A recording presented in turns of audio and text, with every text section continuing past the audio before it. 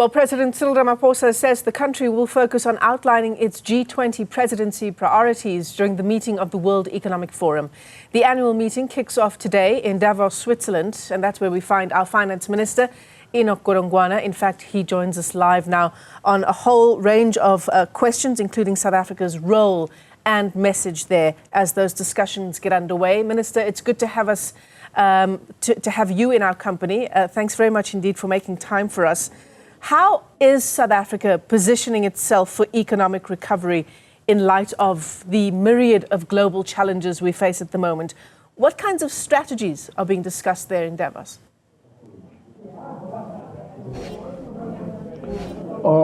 No, I think when I presented the medium-term budget policy statement in October, I outlined a four-pillar strategy to deal with that question. Among those pillars was, first and foremost, we've got to make sure we achieve macroeconomic stability. I'm going to come back to that point. And secondly, we've got to make sure that we fast-track the structural reforms which are critical to achieve that growth.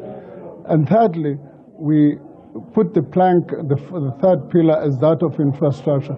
And lastly, the capacity of the state to be able to deliver on these issues. So we are positioning the government by doing all of those things to ensure that we can achieve the desired level of growth as a nation.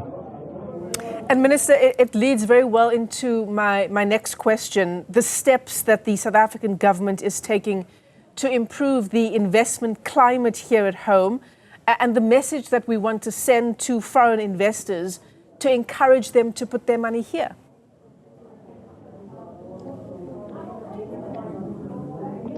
Look, I indicated those four pillars are part of an array of instruments that we are beginning to make available to the South African government to deliver on an investment promise.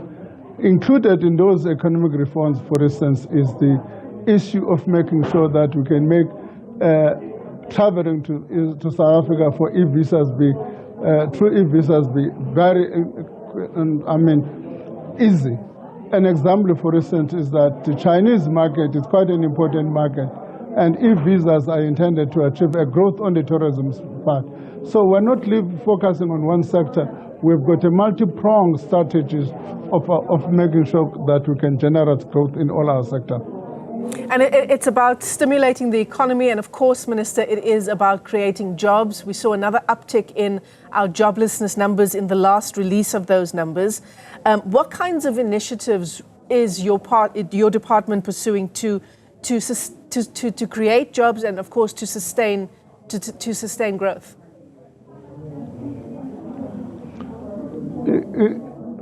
I did indicate that jobs are a function of an economy which is, the loss of jobs are a function of an economy which isn't growing. For the past 10 years, we've had an environment where growth has been stagnant. Now we're beginning to see an improvement in growth and beginning to see improvement on the labor front.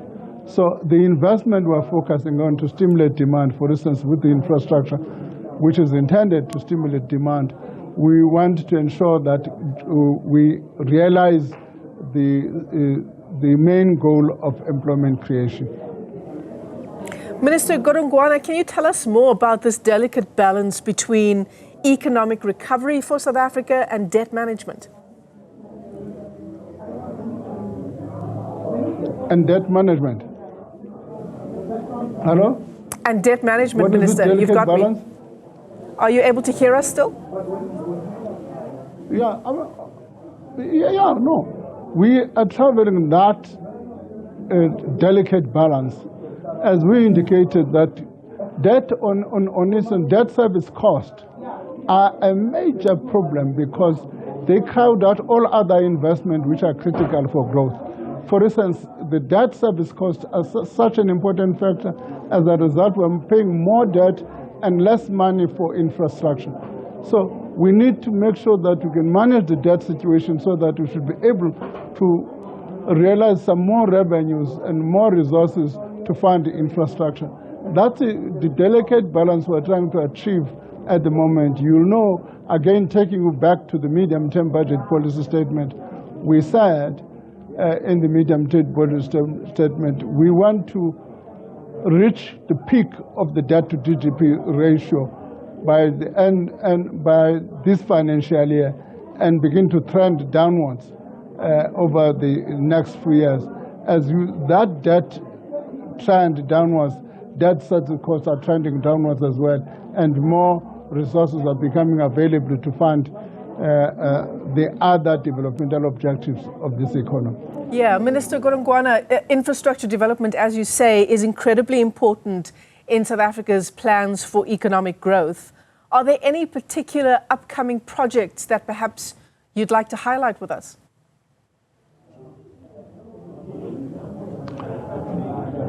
On the 19th, I think there are two important milestones coming up.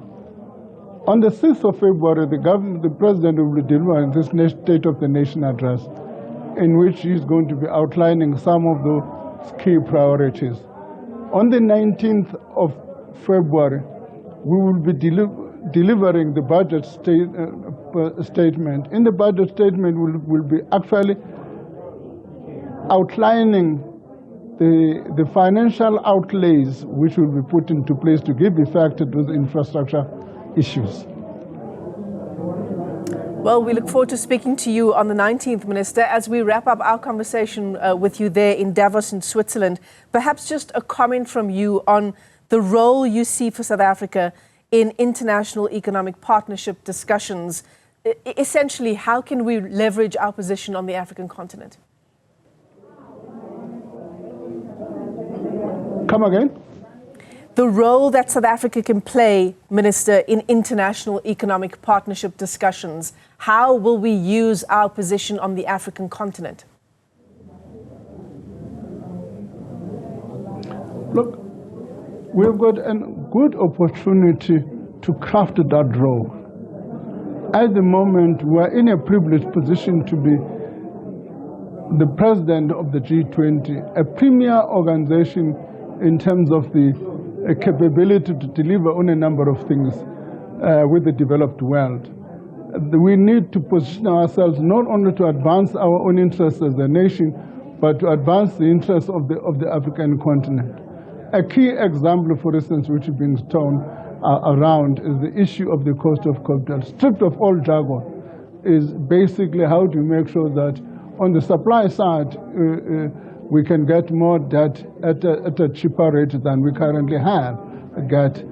Because most of the discussion around debt have been focusing on the demand side. How do you reduce debt? How do you manage it? The debate now is how to make sure that we can ensure that even the debt that people get is at serious favorable rates, so that the country should not be burdened with debt moving forward. Finance Minister Enoch Godongwana, live to us there from Davos, Switzerland. Minister, thanks very much indeed for giving us your time this afternoon. And of course, that's as the World Economic Forum meeting gets underway from today until the end of the week.